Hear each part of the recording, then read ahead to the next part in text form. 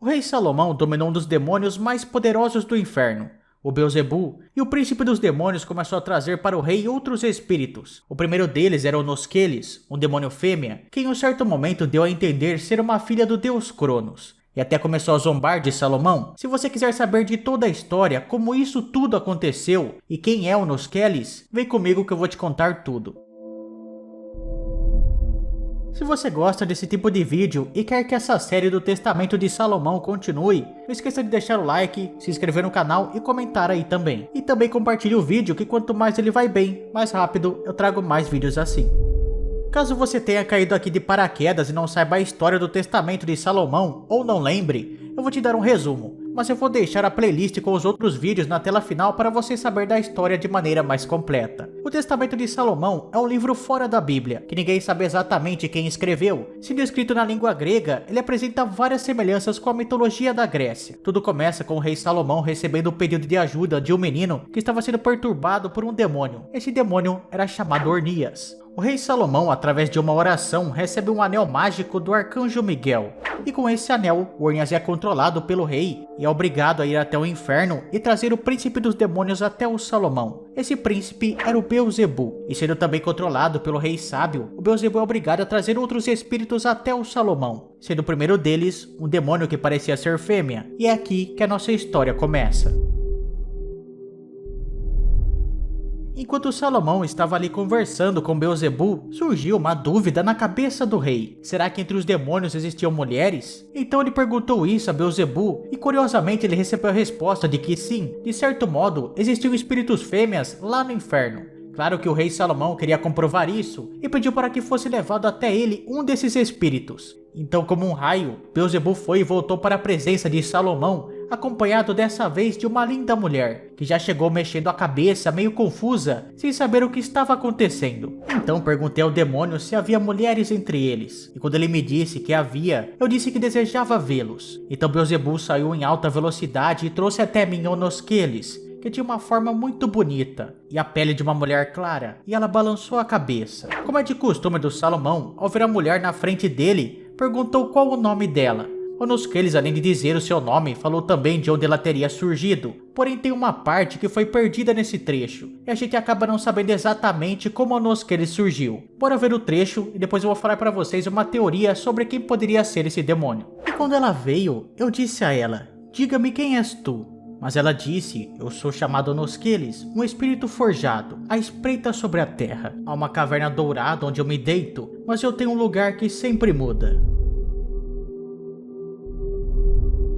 A palavra que falta nesse texto pode ser Shaitan, relacionada a Satã mesmo, sendo então o Nosqueles um espírito forjado no inferno. Ou também pode ser Saturno, sendo o deus romano, que tem o seu equivalente Cronos na Grécia. Se for esse o caso, pode ser que o Nosqueles seja na verdade uma das filhas de Cronos. Caso você não saiba, Cronos era o deus do tempo na mitologia grega, que ao saber de uma profecia em que seu trono seria tomado por um de seus filhos, ele começou a devorar todas as crianças que nasciam. Essas crianças eram Hestia, Hera, Deméter, Poseidon e Hades. Os Zeus eu não vou contar aqui porque ele não foi devorado. Dessas crianças podemos obviamente retirar os homens, sobrando as 3 irmãs, e dessas 3, a que mais combinaria com o Nosqueles é a Deméter, porque ela diz que vive em uma caverna dourada, o que leva a gente a imaginar que é uma caverna de ouro, que representa a riqueza e a abundância. A Deméter é uma deusa da agricultura, representando os grãos e a fartura. Um dos símbolos que ela pode carregar é a cornucópia, um símbolo de riqueza e abundância. Inclusive, o dourado da caverna de Nosqueles pode ser por causa dos grãos também, não necessariamente por causa do ouro. Com essa descrição que eu dei para vocês, pode até parecer que a Deméter é uma deusa que é sempre extremamente boazinha, mas nem sempre foi assim. Isso é mostrado na história do rapto de Perséfone. Nesse conto, o Hades estava à procura de uma esposa e se apaixonou pela Perséfone, que era filha de Deméter, raptou ela e levou ela para o submundo. A Deméter, ao não achar mais a sua filha, ficou desesperada. Com uma tocha saiu procurando por ela. Ao não achar a sua filha, ela ficou com tanta tristeza que resolveu abandonar a terra, fazendo com que não crescesse mais plantas nela. Nesse momento, Zeus ficou muito preocupado e foi conversar com Hades para ver se Perséfone poderia voltar ao mundo exterior. Mas como ela tinha comido uma fruta do submundo, não tinha como ela ficar fora dali por muito tempo. Então foi combinado que Perséfone ficaria um tempo com a sua mãe na Terra e um tempo com Hades no submundo. Quando Perséfone está com Deméter, as plantas na Terra são abundantes, mas quando ela está no submundo, a Terra fica estéril. Talvez quando Noskelis falou que ela tem um lugar que sempre muda, seja em relação a isso, da Terra mudar de acordo com o seu humor. Mas voltando para a conversa com Salomão, o Noskelis diz que em certos momentos já atacou homens usando um laço. Em outros ela está na natureza entre os vermes. Ela costuma andar pelas ravinas, cavernas e precipícios. Ainda diz que ela age como um tipo de súcubo, se relacionando com homens na forma de uma mulher, algo inclusive que o próprio demônio Ornias também disse que fazia. Mas o Noskelis disse que tem preferência pelos homens de pele escura. Olhem o trecho. Certa vez estrangulei homens com um laço. Em outras, eu rastejo da natureza pelos vermes. Mas minhas moradas mais frequentes são os precipícios, cavernas e ravinas. Muitas vezes, porém, me relaciono com homens na aparência de uma mulher, e acima de tudo, com os de pele escura, pois eles compartilham minha estrela comigo, já que são eles que adoram minha estrela em particular ou abertamente, sem saber que eles prejudicam a si mesmos e apenas aguçam o meu apetite por mais travessuras. Pois eles desejam prover dinheiro por meio da memória, mas forneço um pouco para que eles me adorem com justiça. Tem algumas coisas interessantes para falar desse trecho. Primeiro que ela diz que estrangula homens com um laço, e apesar de parecer claramente que ela atacaria os homens diretamente dessa forma, pode ser que na verdade a Noskelis faça com que os homens usem esse laço para, dar um fim neles mesmos. O que nesse caso me lembra de uma outra deusa que é Ishitabi, uma deusa maia, mas já eu falo dela. Entre os lugares que ela diz frequentar está o precipício, que também pode ser uma maneira dela acabar com os homens. Outra coisa é que ela diz preferir também atacar os homens de pele escura. Não dá para saber exatamente sobre o que ela está falando, mas provavelmente seria em relação aos trabalhadores do templo.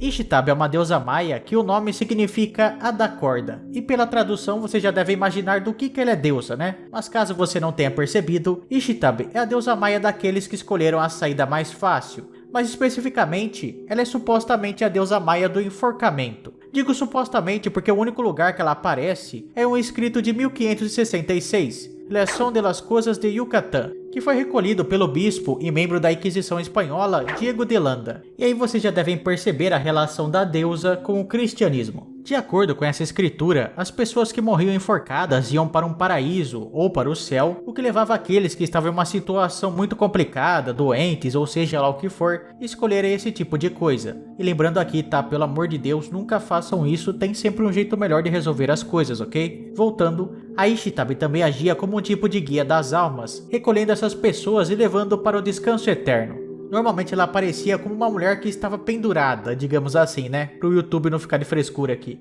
Entretanto, é bom deixar claro que tem muitas controvérsias sobre essa deusa. Muitos dizem que ela pode ter sido criada pelo próprio Diego por causa de interpretações erradas, o que de certa forma me lembra um pouco o próprio Testamento de Salomão, e quase todos dizem que também é um texto fabricado, sem ligações com as escrituras abraâmicas. Até a representação dela dizem que na verdade foi um erro, porque essa imagem que está aí na tela para vocês que dizem ser ela, na realidade seria a representação de um eclipse lunar, que causaria problemas para as mulheres, já que elas estão ligadas à deusa da lua. Apesar do enforcamento ser uma maneira honorável de morrer entre os maias, muito provavelmente isso era muito mais comum na cultura espanhola do que entre os maias.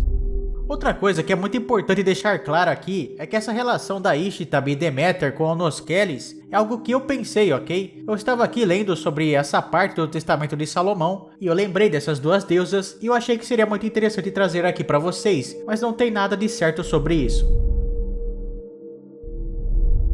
Voltando para a conversa de Salomão e o Noskelis, ele resolve saber sobre o nascimento dela, e a resposta dela é até que um pouco engraçada. E o Salomão questionei sobre o seu nascimento, e ela respondeu: eu nasci de uma voz prematura, o chamado eco do excremento de um homem jogado em uma floresta. Depois, Salomão pergunta sobre qual estrela que ela passa, e também de qual anjo ela teria medo. Nesse momento, o Noskelis zomba de Salomão, mas acaba se dando muito mal depois. E eu disse a ela sobre qual estrela você passa, e ela me respondeu sobre a estrela da lua cheia, porque a lua viaja sobre a maioria das coisas. Então eu disse a ela: e que anjo que te frustra? E ela me disse: aquele que em ti está reinando. Eu pensei que ela zombou de mim, e eu mandei um soldado bater nela. Mas ela gritou em alta voz e disse: eu estou sujeita a ti, ó rei, pela sabedoria que Deus te deu e pelo anjo Joel. Então ordenei a ela que fiasse o cânhamo para as cordas usadas na construção da casa de Deus. E portanto, quando eu a selei e amarrei, ela ficou tão vencida e reduzida a nada que ficou de pé a noite e dia, girando o cânhamo. Bem, depois disso, o Salomão recebe um outro demônio que é muito conhecido, o Asmodeus. E logo depois disso, ele recebe novamente o Belzebu e descobre que ele tem um filho e pede para vê-lo, mas isso é papo para um outro vídeo. Se você quiser que essa série continue, deixa o like, comenta aí, se inscreve no canal e compartilha o vídeo. Valeu, falou, tchau.